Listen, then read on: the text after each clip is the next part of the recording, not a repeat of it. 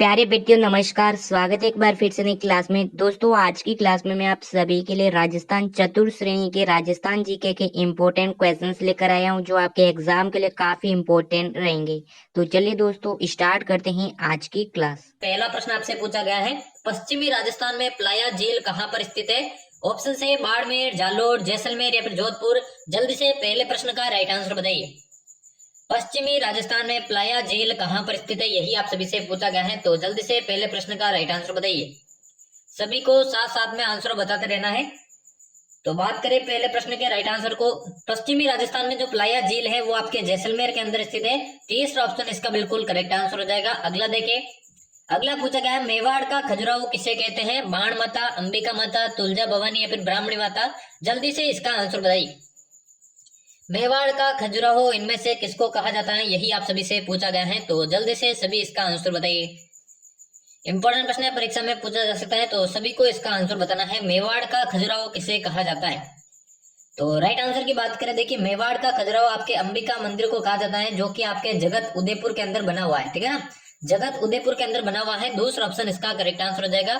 अगला प्रश्न देखिए, अगला पूछा गया है, लव कुश की जन्मस्थली के रूप में प्रसिद्ध स्थान कौन सा है? सीताबाड़ी, आबू, कैथून या फिर मांडलगढ़। जल्दी से इसका आंसर बताइए, कौन सा ऑप्शन बिल्कुल इसका करेक्ट आंसर हो जाएगा। लव कुश की जन्मस्थली के रूप में प्रसिद्ध स्थान इनमें से कौन सा है, यही आपसे पूछा गया है। तो जल्दी से सभी इसका आंसर बताइए, कौन सा ऑप्शन बिल्कुल करेक्ट आंसर हो जाएगा इसका। तो लव कुश की जन्मस्थली के रूप में इनमें से देखिए आपका जो सीताबाड़ी स्थान है, जो कि आपके बारां के अंदर स्थित है, ये आपका दोस्तों प्रसिद्ध है। तो पहला ऑप्शन इसका बिल्कुल करेक्ट आंसर हो जाएगा। अगला देखिए, अगला पूछेगा, कौन सा महल ऊंट की बलि देने के लिए विख्यात था? मुबारक महल जयपुर, मुबारक महल टोंक, सिटी पैलेस अलवर या फिर गुलाब महल कोटा। जल्दी से सभी इसका आंसर बताइए, कौन सा ऑप्शन करेक्ट आंसर हो जाएगा। ऊंटों की बलि देने के लिए कौन सा महल इनमें से विख्यात था, यही आपसे पूछा गया है। तो जल्दी से सभी इसका आंसर बताइए, कौन सा ऑप्शन करेक्ट आंसर हो जाएगा। तो देखिए टोंक जिले का जो मुबारक महल था वो आपके ऊंटों की बलि देने के लिए विख्यात था। वर्तमान में दोस्तों इस पर रोक लगा दी गई है। तो दूसरा ऑप्शन इसका बिल्कुल राइट आंसर हो जाएगा। अगला प्रश्न देखिए, अगला पूछा गया है, पंचलड़ी और टेवटा आभूषण कहाँ पर पहने जाते हैं? बाजू, गला, सिर या फिर कान। जल्दी से सभी इसका आंसर बताइए, कौन सा ऑप्शन करेक्ट आंसर हो जाएगा। पंचलड़ी और टेवटा जो आभूषण है राजस्थान में वो शरीर के कौन से अंग पर पहने जाते हैं, यही आप सभी से पूछा गया है। करेक्ट आंसर क्या हो जाएगा। देखिए पंचलड़ी और टेवटा ये दोनों देखिए आपके गले के आभूषण है, जो कि महिलाओं द्वारा पहने जाते हैं। तो दूसरा ऑप्शन इसका बिल्कुल राइट आंसर हो जाएगा। अगला देखिए, अगला पूछा गया है, राजस्थान में सर्वाधिक प्रतिशत वाली अनुसूचित जनजाति कौन सी है? भील, मीणा, गरासिया या फिर सहरिया। जल्दी से सभी इसका आंसर बताइए, कौन सा ऑप्शन करेक्ट आंसर हो जाएगा। सर्वाधिक प्रतिशत वाली अनुसूचित जनजाति इनमें से कौन सी है, यही आपसे पूछा गया है। तो इनमें से देखिए जो राजस्थान में सर्वाधिक प्रतिशत वाली अनुसूचित जनजाति है वो हो जाएगी आपकी मीणा। दूसरा ऑप्शन करेक्ट आंसर हो जाएगा। अगला देखिए, अगला पूछा गया, समरतल दौरा कहाँ पर स्थित है? बाड़मेर, नागौर, जोधपुर या फिर बीकानेर। जल्दी से सभी इसका आंसर बताइए, कौन सा ऑप्शन करेक्ट आंसर हो जाएगा। जो समरतल दौरा है राजस्थान में कहाँ पर स्थित है, यही आपसे पूछा गया है। तो जल्दी से करेक्ट आंसर बताइए इसका। तो राइट आंसर की बात करें, समरतल दौरा की बात करें, ये आपके बीकानेर के अंदर स्थित है। चौथा ऑप्शन बिल्कुल इसका राइट आंसर हो जाएगा। अगला देखिए, अगला पूछा गया है, किस स्थान के खेसले प्रसिद्ध है? चोमू जयपुर के, लेटा जालोर के, नापासर बीकानेर के या फिर गडरा रोड बाड़मेर के। जल्दी से सभी इसका आंसर बताइए, कौन सा ऑप्शन करेक्ट आंसर हो जाएगा। इनमें से कौन से स्थान के जो है खेसला प्रसिद्ध है, यही आप सभी से पूछा गया है। तो खेसले देखिए एक प्रकार की दरी होती है, ठीक है ना, दरी का एक प्रकार होता है जिसे दोस्तों खेसला कहा जाता है। तो ये खेसले जो है वो आपके लेटा जालोर के है प्रसिद्ध है। दूसरा ऑप्शन करेक्ट आंसर हो जाएगा। एग्जाम में पूछा गया प्रश्न है। चलिए अगला प्रश्न देखिए, अगला पूछा गया, राजस्थान के दक्षिणी पूर्वी भाग में किस भाषा का प्रचलन है? हाड़ौती, मेवाती, मेवाड़ी या फिर मारवाड़ी। जल्दी से सभी इसका आंसर बताइए, कौन सा ऑप्शन करेक्ट आंसर हो जाएगा। सभी को साथ साथ में आंसर बताते रहना है। दक्षिणी पूर्वी भाग में कौन सी भाषा का प्रचलन है?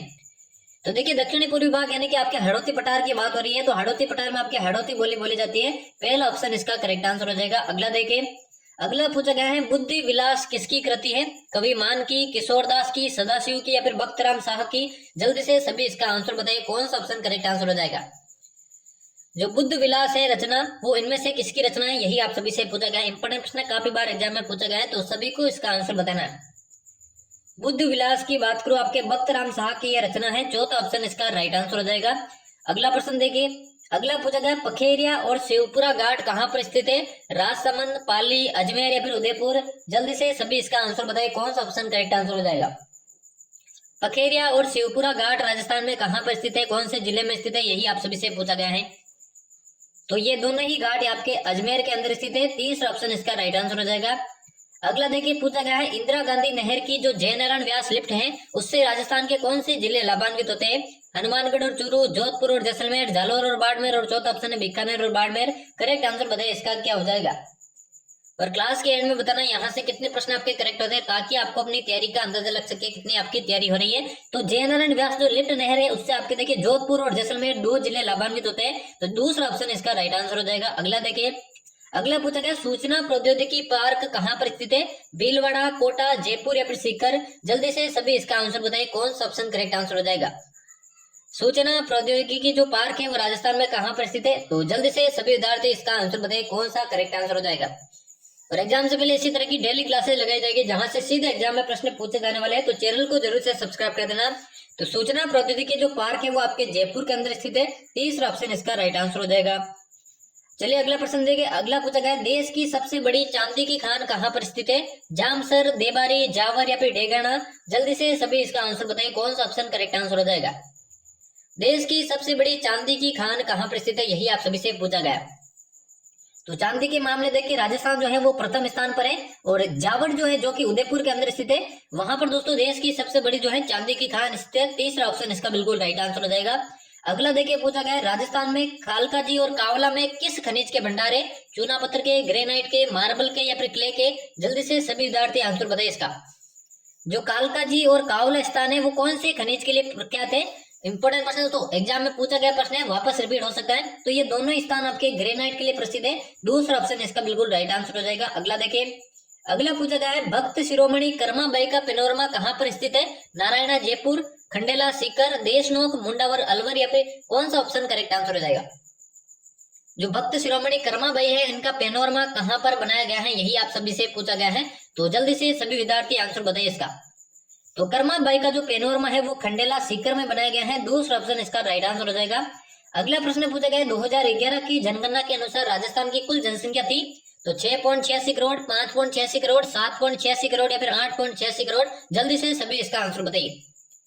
देखिए आने वाले एग्जामों में आपको 2011 की जनगणना के अनुसार ही दोस्तों फैक्ट याद रखना है, क्योंकि नई जनगणना अभी तक नहीं हुई है। वैसे 2021 में हो जानी चाहिए थी, लेकिन उस समय कोरोना था तो उस समय जनगणना नहीं हुई थी। तो 2011 की जनगणना के अनुसार ही आपको याद रखना है। तो उस समय राजस्थान की जनसंख्या थी 6.86 करोड़। अभी तो और बढ़ गई होगी, लेकिन आपको इसी के अनुसार याद रखना है।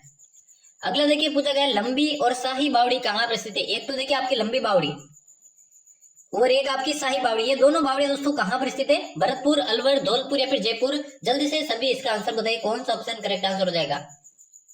लंबी और शाही बावड़ियां राजस्थान में कौन से जिले में स्थित है, तो ये दोनों ही बावड़ियां आपके धौलपुर के अंदर स्थित है। तीसरा ऑप्शन इसका बिल्कुल राइट आंसर हो जाएगा।